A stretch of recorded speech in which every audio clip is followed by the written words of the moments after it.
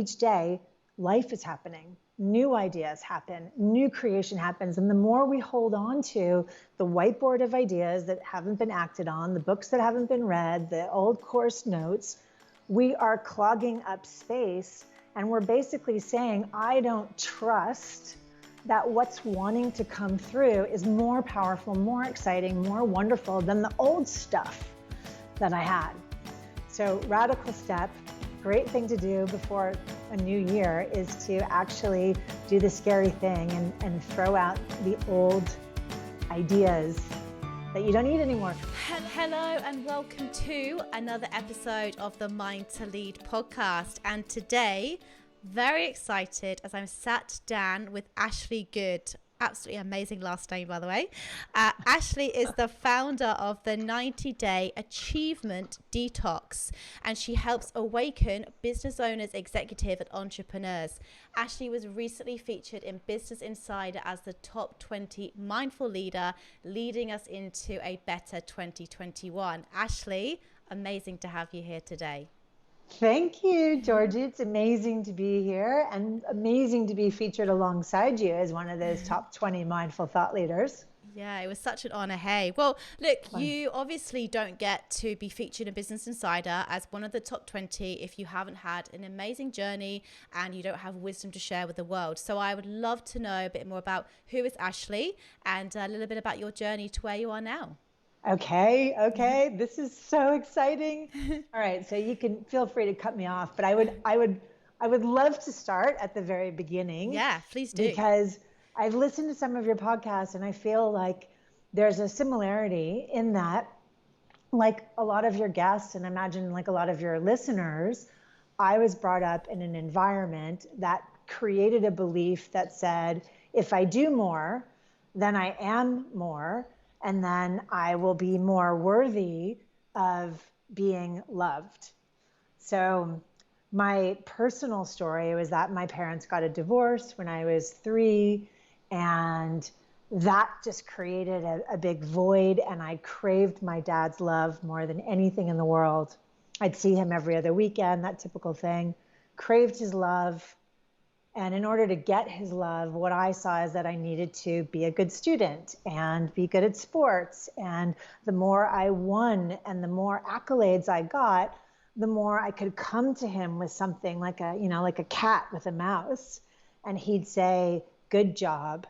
And that became my driving force, was this high achiever thing where I could get love. But at the same time, my older half sister was very responsible in raising me. And she had a mantra that was, fuck them if they can't take a joke. And I apologize for the language, but that was what she said from the age of 4. It just became over and over and over again. I didn't know what it meant, but what I saw in her was she was this gorgeous, free-spirited, carefree, happy, loving, relaxed, gorgeous being. And what I saw is that she lived her life on her terms. So I became this, what seemed like a very defiant achiever, right? So I would achieve, but then I would do something that people would say, oh, that's rebellious or that's defiant. And at 19, my father died. And that kind of turned my life upside down for many years. And it created a big hole of searching, because if I wasn't achieving for his love, then why was I achieving? But by that point, it was embedded. It was who I was. And so I continued to achieve. I graduated in the top 5% in the United States. And then I just decided I don't like any of this and I'm going to the Caribbean. I moved to the Caribbean. I sailed on boats for a couple of years. Then I went to Australia. I got a job in the film industry, and kind of fast forward 15 years later, I was in a weekend retreat with a mentor with 3 other people. And I thought I was going into that retreat with the idea of, I need my next business strategy. I'm going to come out of this weekend with, I'm taking my business to the next level, and I'm going to get a strategy and an action plan and da-da-da-da. And I had a breakdown during that weekend after about 8 hours of meditation, I had a true like spiritual crisis, and I realized two things. One was that I was really tired. I was actually exhausted from all the achieving. And the other thing that I realized was that there was a part of me that was so desperately sad, and that what I needed more than anything was permission from someone to do nothing. And the idea of it was so terrifying and repulsive, and also so obviously reassuring, that I left that weekend with the commitment to do what we called, or what I ended up calling, the 90-day achievement detox. And what that meant was that for 90 days, I would live my life guided by 3 principles every day. Number 1, I would do an hour of meditation every day. Number 2, I would make all decisions from my body and not my mind. And number 3, I would faithfully obey, without question, whatever my little inner voice told me to do. And that really started what became the journey to this very moment. Wow. That is, and thank you so much for just being so honest. I just think that it's just such a powerful story, and you're so right. I think like so many people can sort of relate to that, because I think that we live in this culture where we put so much focus on achievement and, you know, what, like all the things, the external things. And I love what you just said then about your dad, about how you identify that you craved his approval and his love, which led you on this path to constantly need to achieve. And yeah, I love to sort of go deeper into that, about how that sort of impacted you internally, and how that sort of almost then you had this enlightening moment when you went on this retreat, and how that sort of shook you, and how you sort of, I guess, started to turn things around. So let's go back a bit. And when did you sort of identify that you were on this path and you were sort of like chasing the next achievement? Like when was that sort of eye-opening moment, sort of, when did it really hit home? That's a really, really, really good question.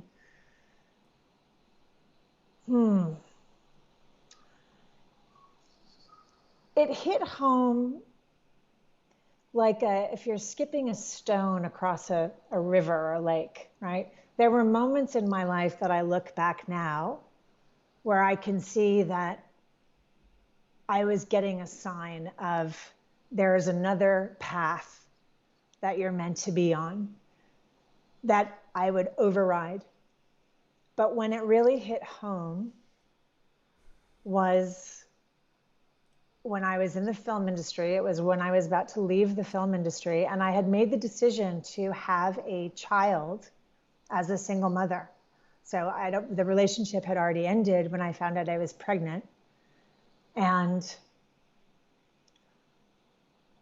I decided to have the baby, and then I kept working in the film industry. And there was a day that I dropped her off at daycare. And I went to the office, and I sat down in front of a conference call with all of these bigwigs, and we were talking about Hollywood A-list celebrities. And I thought of my daughter at daycare and wondered what I was missing. Like what little moment was I going to miss that day? And it was like a, holy shit, something's really got to change right at this moment. Because whatever it is that I'm craving that keeps me showing up at this very exciting, amazing job, whatever it is that I'm craving is also taking me away from something that is deeper and richer and more fulfilling, and is the answer to the question that I've been asking for a long time, which is around the idea of there's got to be more to life than all this achievement. And within a very short period of time, at that realization, I quit my corporate job. I left my house in Sydney. I mean, it was like this. I moved, I went to the Central Coast in New South Wales, into the middle of the bush. I really didn't think about it. And it's funny because now that when I did the 90-day achievement detox, I also realized that oftentimes when I'd gotten stuck in the over-analysis around decision making, it was because my body wasn't a hell yes, and I was trying to justify a decision through the mind. And that was probably, that move from Sydney was 2010, so 10 years ago. Mm-hmm. Mm-hmm. So you went to Sydney, and you moved from Sydney, had this realization that you're missing out on these key life moments. So you're in this corporate job, you quit, you just left the big city, moved into the beautiful hinterlands to sort of connect yourself. When did you then do the sort of the 3-day business event that ended up you turning into this now 90-day detox? Was that like the next step, or when did that sort of happen? It was the next step in a way, but it took me 8 years to get there. Wow. So I transitioned from being in the film industry to being a business consultant and a business coach. And that was a very organic, natural transition. And then I became a coach for Tony Robbins. And Tony Robbins is very much in that achievement.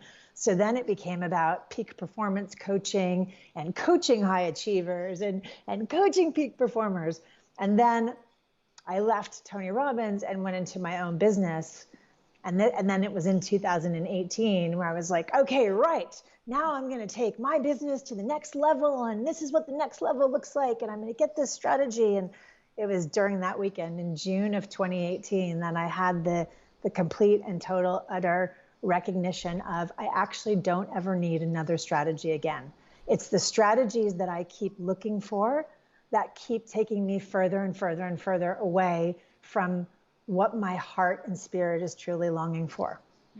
Wow. So you've gone from coaching like these executives who are all about strategies and all about getting to the next level to now teaching them more, I guess, about balance and actually listening to their bodies and going within. So let's dive now into your current business, because I when I read your bio, like the 90-day achievement detox, I thought I literally sat there for a few moments and thought, do you know what, there's been times in my life when I've really needed that. And I can completely sympathize with everything you just said, that because I have always been somebody who's basically continue to sort of push myself and thought, in order to be successful I need to have this and this and this. And thankfully, I woke up a few years ago when I had achieved a lot of them and felt no fulfillment. And I thought there's got to be more than life than just earning a pay slip, starting a business and buying a house. So I'd love to sort of talk me through the 90-day achievement detox, because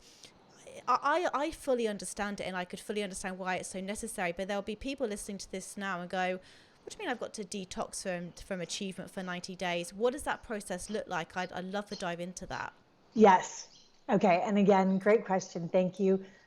So now that it's been 2 years and I have more understanding about quantum leaps and collapsing time, it actually doesn't take 90 days. But in my 90-day thing, I had to go through the whole chunky, gritty process to get the distinctions. And so for me, what that process would look like was I'd be driving to my normal workout, let's say, that I did every day, my workout, I'm doing whatever I do, I'm doing my workout. And the inner voice would say, I don't want to work out today. I want to go paint. I'm not a painter. And because of that promise that I would faithfully obey the inner voice, I'd have days where I would do nothing, but I'd finger paint. Or I'd just go to the beach on a Tuesday and I would pick up sea glass. Or suddenly it would be like middle of the week and the inner voice would say, I want an ice cream. Like, oh. So that would be one of the things that happened quite a bit. But then the other thing that was really challenging for the achiever part of me was that during the 90-day achievement detox, I got a call from a company that I had been courting for 2 years. And I had been working for 2 years to be offered a position that was very much a career-making position. And I got the call during the 90 days saying, we're really happy to offer you this position. And my body was a no. And so what that feels like is that it's not a hell yes. Right? What I tell clients now is that if something is a hell yes, you feel that opening, your body is on board. And anything that's not a hell yes has to be a hell no. It can't be a maybe. And so as much as I wanted to say yes, because it was a hell yes on paper, I could just feel my body was a no. And I had to say no to something that was extremely lucrative.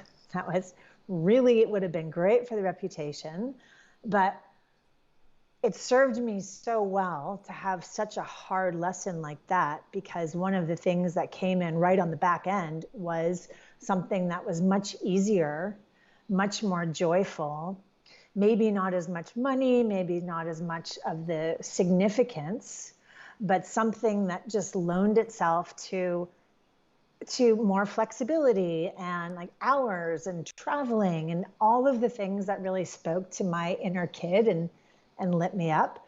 When I work with executives and business owners now, they tend to be very successful. They've already reached a high level of success. And it's not even so much about balance as it is about one of the things that fuck them if they can't take a joke has allowed me to do is I can see where people are operating on an assumption that says, I have to follow this linear progression, right? I can't do this because I haven't done this. I can't make $10 million if I haven't already made $1 million, or I can't move to the Caribbean now. And so what I do now is look for and see where those assumptions have been operating and go, okay, fuck them if they can't take a joke. What would happen if we actually took that away? And the results are amazing for the people that really, really want to play.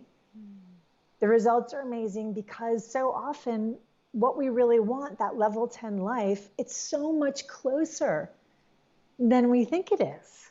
Yeah, I completely agree. And I think that's part of the problem, right? I think that people don't really get clear on what they want, and they don't stop to ask themselves, like, what makes me truly happy? What makes Georgie come alive? You know, what makes Ashely feel like her whole body is opening up and thriving? What kind of like resistance do you get? So like, you know, because I think that there's a lot of excuses that people have, you know, like I had someone reach out to me the other day when I posted a picture of me on the beach, you know, doing a beach walk, and someone said to me, oh, I'd love to live on the Gold Coast, but you know, I've got kids and I've got this and I've got that and I've got a job. And I'm like, so, you know, so how do you go about like breaking that sort of that pattern and sort of getting through to people? What's that process like? I just have to say, I love that you say that. You just say so, because I do the exact same thing. Yeah. Yes. Yeah. And yes. Yeah. And I mean, the worst stories in the world are the ones that are true, but they're not empowering us to live the life we want. It's like, you got to do the, who cares? So what? So one of the things that I say to clients a lot is that this is your sandbox. Right? You're an adult. This is your sandbox. You get to decide who plays in your sandbox with you. And testing the rules a little bit, like what would happen if, so for example, when I was in the film industry and people, that you work, and it's an amazing life, but you're working all the time. And I decided that I wanted to work 4 days a week, right? It wasn't something that I ever thought, well, I'm not allowed to do that. It's like, no, well, that's just what I need to do. And so there's a shift that happens when somebody gets a little bit of experience in a small area of their life that doesn't have a huge consequence, where they get to have that experience of pushing that boundary. Let's say that looks like going to work and taking your shoes off, right? Being barefoot while you're at your desk. For some people, that might be a huge thing if they're in their office. But when people have a little taste of, you can actually do a lot more of what you want that makes you happy, and they don't get in trouble, or they don't lose love, or maybe they get a little bit of pushback, but they're okay with it, then from there, it's that it doesn't take a long time before you go from that one little step of being barefoot at your desk to being barefoot at a beach on a Tuesday at 11 a.m. Yeah, completely agree. And I love to get your thoughts on this, because I really do think that, like, from what I've seen and working with a few people myself, and a lot of things that I hear, the underlying belief is that they're not good enough, or they don't deserve it, or that there's this disconnect with themselves, and it's almost like they're so concerned with what other people think, and they put everybody else's needs above their own, that they're just, oh, I can't do this, like I said, because of my children, because that. And I just, how important do you think loving yourself and becoming self-aware is to this whole process? You are an amazing questioner. I love these questions.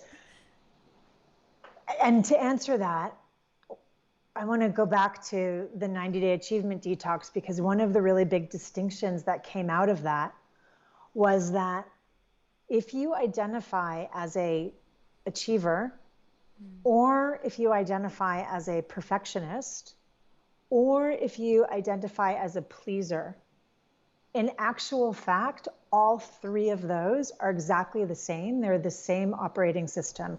That was a massive revelation for me, because before going into that achievement detox, if somebody had said to me, you're a pleaser, I would have said, no, I'm not. I am definitely not a pleaser.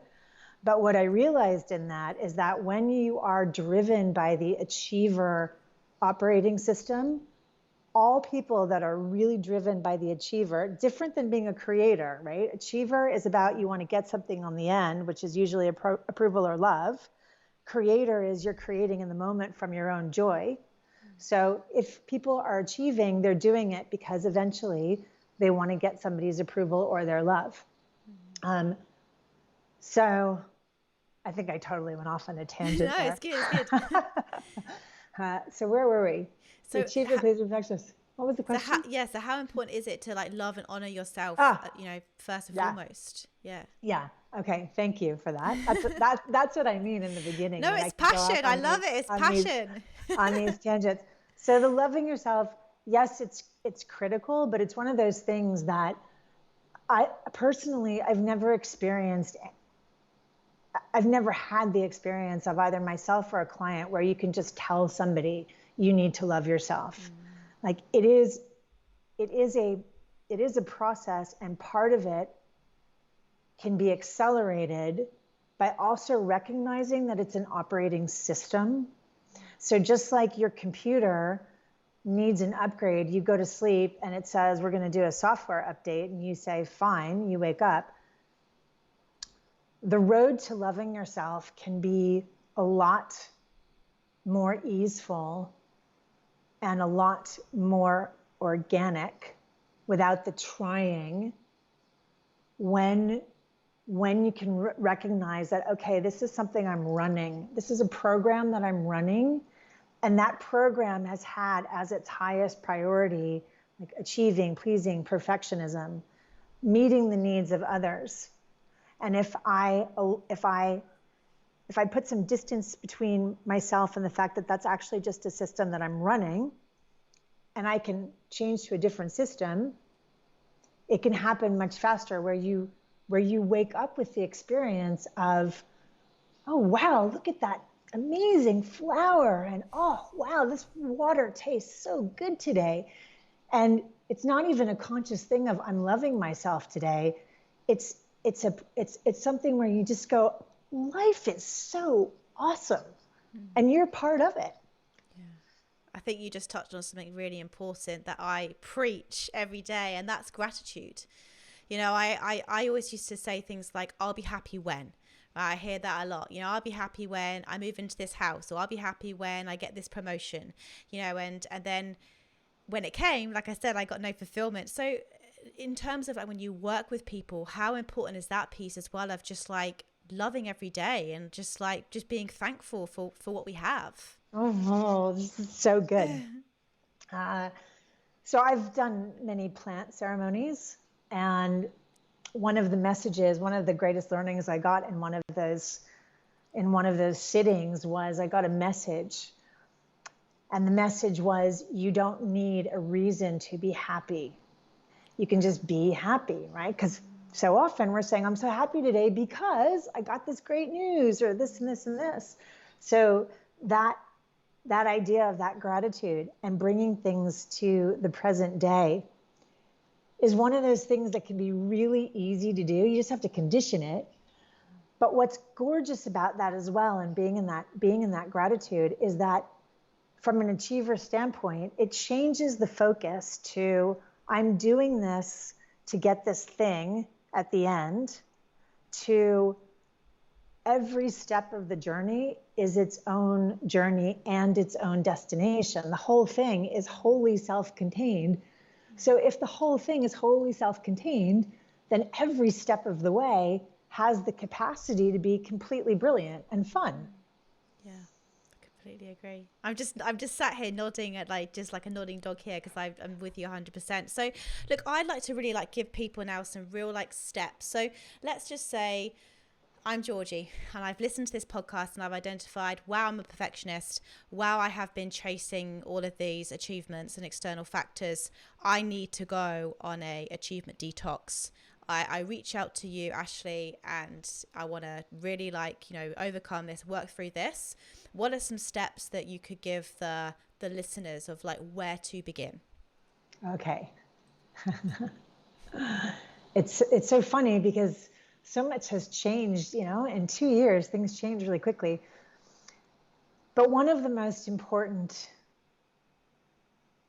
really, truly questions I believe that anybody can ask themselves is, what is wanting to emerge through me right now?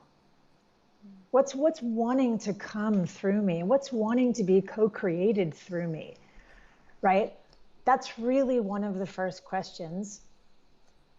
That for somebody who's very much in their mind, that can be a little bit of a mind bender. But sitting quietly, even on the beach, you don't have to meditate, but just allowing that question to be there as you sit on the beach or walk barefoot through the grass, there will be an answer. It'll arise in some way, shape, or form, and I would really start there. I truly believe that people's own spiritual guidance is so much wanting to come through. And even to shoot myself in the foot a little bit, I'm one of those coaches that actually doesn't believe in having clients indefinitely. I mean, I love to have clients indefinitely, but I also really believe that the journey of coaching is one where you are being more and more open to all of who you really are. And so after X amount of sessions, you go out into the world and you integrate that, and then maybe you come back. In terms of a really specific practice, this is one that a lot of people freak out about, which is why I love it so much. And that is for people that are loving to learn. So many of us, right? People listening to your podcast, it's because they love learning. So for so many of us, we've held on to all of our old notes from workshops, from courses, from classes. We hold on to old books that we haven't read, but they're really, really good, and we're going to get to them Sunday. We often have whiteboards that are full of ideas, and every idea is brilliant, but we haven't had a chance to look at them yet, and one day we're going to get to them. A very radical, frightening, totally freeing and empowering thing to do is actually to throw out all your old notes, clean out your cupboards of all your old binders, your old seminar things, your old notes, wipe your whiteboard clean, because by holding on to those old things, and firstly, I don't know anyone that's ever actually sat down and reread their class notes, which is what they think they're going to do, right? One day I'm going to do this, I'm going to digitally put them in, I'm going to hashtag them, and then they're going to be my references. That never happens, because each day life is happening. New ideas happen, new creation happens. And the more we hold on to the whiteboard of ideas that haven't been acted on, the books that haven't been read, the old course notes, we are clogging up space. And we're basically saying, I don't trust that what's wanting to come through is more powerful, more exciting, more wonderful than the old stuff that I had. So radical step, great thing to do before a new year is to actually do the scary thing and throw out the old ideas that you don't need anymore. I had a meditation once, and I had an idea in the meditation, and I thought, oh, I've got to write this down. This is really good. And then I had an override that said, why do you need to write it down? It's coming up from within you. So if it's something that's coming up from within you, you don't need to write it down. It's there. Okay, so now the achiever in me, and like you said, I'm feeling a little bit like, okay, I love a note.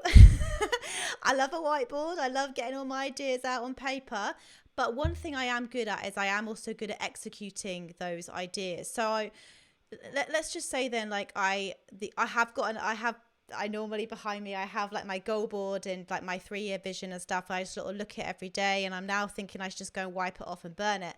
But what in terms of like, okay, this piece then, so how important then do you think is vision and having goals? Like, do you think that they are just completely like, we should just not have goals and we should just constantly just be listening to our downloads every day and just basically like, should we get an idea and then execute it straight away and then get a new idea, execute it straight away? Like, what's your thoughts on that? Because in my mind, I'm like, well, I like to look at my goals, and you're always told, review your goals every day, and you're saying completely the opposite. And I think there's a lot of people that are going to probably feel a little bit like me right now. I was like, well, where does vision come in then? Where do these goals come in?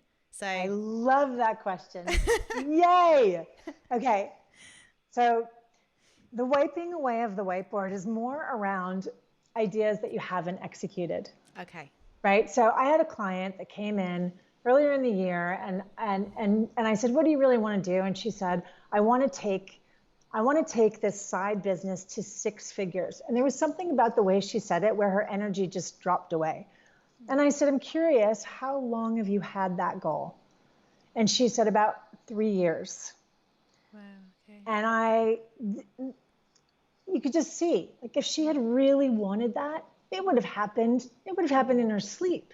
So it's more being faithful to the energy that's coming in now. And if you haven't executed an idea that you've had for so many years and it's not lighting you up, which my guess is that it wouldn't be lighting you up if you haven't done it, if you haven't taken any action on something, but it lit you up 3 years ago. It's more of that. I think vision is so important, as long as it's a vision that actually elevates you, uplifts you, inspires you, right? And also recognizing that visions change. And here's where things can get difficult and can be sad in the moment, because this can apply to relationships. It can apply to business visions. Is that sometimes you have a vision and it is going to take a long time, right? It's going to take, let's just say it's going to take a year, and it's you and your partner, and you have a vision and you're working diligently towards that vision. And at some stage in the process, let's say you're both sitting down and you're going through the motions, and if you're really honest with yourself, some of the excitement just isn't there for you anymore. But you're still going ahead because you made a commitment, or because you're telling yourself it's going to be great when it's finished.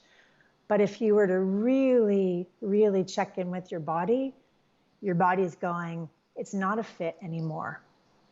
And so that's the part that I am so passionate that people give themselves permission to change their minds whenever they like, when it's really coming from that wholehearted, this isn't a hell yes anymore, that it's okay. It's really, really okay to then say, okay, I've got to walk away from this. I think it's really important to have goals as well, but I also really believe that the intention is more important than the outcome, right? That if you have a goal to, let's say, lose 15 pounds and do a couch to 5K, but you have an intention of really respecting and honoring your body, that might end up looking like you don't get to the 5K, but you start hip hop dancing instead. Yeah. Okay. That the way you just framed that there, that was amazing. So it's not like you don't achieve your goals or your vision. It's just that vision might not be the right vision if you're not feeling 100% energetically pulled to it anymore, but something else will come. And I think that's the key piece, right? Is because when we feel like we're not achieving, we don't feel like we are enough, and we feel like failures, and feeling like a failure. And I read something in a book recently, and I think it was Buddha and the Badass by Vishen Lakhiani. Can't say his last name. Apologies, Vishen. But he said something beautifully. He said, "There's no such thing as success and failure. They are both in the same bucket, and you actually can't have success without failure." And I think that is such a key message that people need to learn. And if your heart's not in something, or your body's not in something, you're not gonna get there, because you're gonna almost like block it. And I think that from my own experience, when I've been pushing and trying to achieve and working long hours, things haven't happened for me. But when I've just kind of surrendered and just trusted that everything's just happening at the right time and in the right way as it's supposed to, like just things have started to show up, like opportunities, doors have opened, people have come into my life at the right times. And like the Business Insider piece, like that just sort of like, I was like, wow, where did that come from? And it was just because I kind of just started to surrender and not like be forcing things. And I think there's a lot of people who are busy for busy's sake, and they don't pause to really maybe audit their life and get clear on, does this vision, does this goal still make sense to me, or is it just this thing that I'm telling myself I want when actually it's not. So I think, and I can speak from that because it's from my own experience, and I think that a lot of the time when we have visions and goals, they're often tied to financial as well. And I actually started in the new year thinking about, okay, well, who do I want to be? And what kind of friendships do I want? What kind of relationships do I want? Having like, not goals, but intentions around those things. Because at the end of our lives, I don't think we look back and go, oh, I wish I made one more sales call, or I wish I did this, or I wish I had an extra $1 million in the bank. We look back and we go, I remember that time I was sat on that beach with my friends and we were just having the time of our lives. So I remember that holiday I had, or I remember that beautiful podcast I had with Ashely Good and we had such a beautiful conversation. They're the moments, right?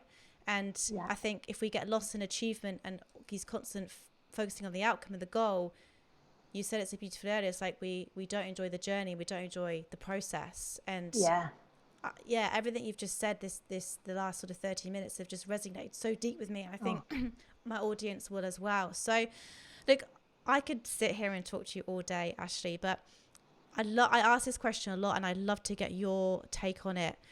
What does success look like to you? Oh, Georgie, goodness. Success. I noticed that my mind is still like 3 minutes ago, because there's something I really want to say about what you said. Oh yeah, please do. Okay, absolutely. Cool. All right, cool. Because one of the other big distinctions, aha moments, and it's still taking me 2 years to implement this change, but as an achiever, anyone who's an achiever, one of the characteristics of an achiever is that we have the ability to solve problems, right? So being able to solve problems is part of the identity. And so there's this thing about, I have to figure it out, right? I'll just figure it out, right? We have a goal. Now I just have to figure out how to get there. And one of the things I've realized in the past 2 years is that it's the figure outer. The figure outer is actually the one in us that often blocks the path to get to what we want. So back to the goal vision is that you get this goal, have this intention. What's my tribe going to look like? What are my relationships going to look like? How's it going to feel? Da, da, da, da, da, da. Then part of the magic is letting go of the figure outer, letting go of the, how do I solve this problem? Right? Because achievers will often create a problem just to solve it subconsciously in order to validate their identity. So that's part of why the process sometimes feels like it can take a long time, but then sometimes you can feel like you have a quantum shift, like as you say, people call it surrender, or you can say, if you let go of the figure outer, a lot of those problems or obstacles along the way from point A to point B, they simply disappear because you're actually the one that created them. I know, it's like a... Oh my God, you've just absolutely blown my mind. I'm just sat here now thinking, yeah, I think I've done that quite a lot in my life. definitely. Like, because I love, give me a problem. I love solving it. I'll solve everyone's problems. And I've probably definitely come up with some problems just to sort of feel, again, like I'm achieving, again, that I'm like, you know, feeling successful because I'm just like coming up against these obstacles and I'm just proving myself that I can smash through them. That's so powerful. Wow. And just going back to the surrender as well, because one thing that I have started doing recently as well in my meditations, just sort of like repeating this mantra of I'm exactly where I need to be. I'm exactly where I need to be. And that's been so powerful. And I think just living with like certainty as well, that everything is going to come. Like, there's no need to block it. There's no need to rush. There's no need to, you know, force anything. Just let it be. Just, you know, and like you said, like, in fact, I did this yesterday. I went to the beach and it was a Tuesday. And yes, granted, it was a bank holiday in Melbourne, but it wasn't a bank holiday in Queensland. And old Georgie 2 years ago would have gone, right, an opportunity to get ahead, an opportunity to get an extra day of work. And I said to my husband, Carl, I said, nope. We're going to the beach. I'm going to relax. I'm going to take a book and I'm just going to do absolutely nothing. And old me would have gone, Georgina, this is your opportunity to get ahead. This is your opportunity to out hustle and outdo people. So I am learning. And I think that it's just, what you've said is such a powerful message for everybody to really digest. But that's just blown my mind what you just said. So going back onto the success question. How do you define it? So success now that we've just had that little segue, success now looks like being partners with the universe. Success looks like, and the mindful piece and the business inside of it, like, that's really cool. And I thought that was super fun too. But I'm all about what's juicy, like what's really juicy and delicious. And so for me, I think a lot about community and tribe and friendships and relationships, like what you were just saying. Or like there's this really cool idea of a sanctuary that I have in a house. But I noticed that the moment I go into, okay, how can I figure out how to get that happening? I notice instantly that there's almost an instant fatigue that comes in. So I feel really successful when I get into that and I have that beautiful, elevated, inspired, this is going to be amazing. And then I say to my partner, the universe, okay, over to you. And just let it be. That's absolutely, what a way to finish. Look, Ashely, like I said, I could sit here all day and speak to you. So for those that are listening to this now and they want to reach out, they want to go on an achievement detox, where can they find you? Where should they go? My website is a great place, ashleygood.com, or Facebook, actually. Facebook is probably, in social media, not that I love that, but that's at Coach Ashely Good. So either of those, Coach Ashely Good is my handle on Instagram and Facebook, and then ashleygood.com is my website. And any of those places I will check when I'm not on the beach or hanging out in the bush. Amazing. Well, look, I honestly think that you've just shared so much wisdom today. So I really, really thank you for that. And I might be tapping you up for some achievement detox in the next few months for sure. But honestly, thank you so much. It's been an absolute pleasure having you on the podcast. Thank you, Georgie. It's been so much fun. I'm truly grateful. Thank you. Thank you so much. Thank you so much for listening to the Mind to Lead podcast. I really hope you got some great takeaways and key learnings from this episode. To help us spread the message, please give us a rating and leave us a review. We love reading your thoughts and your insights and your learnings. And look, reach out to me. Reach out to me on LinkedIn. I'm Georgie Hubbard. Reach out to me on Instagram. I'm Georgie L. Hubbard. Let's connect. I hope you have an incredible day and I look forward to speaking to you all again soon.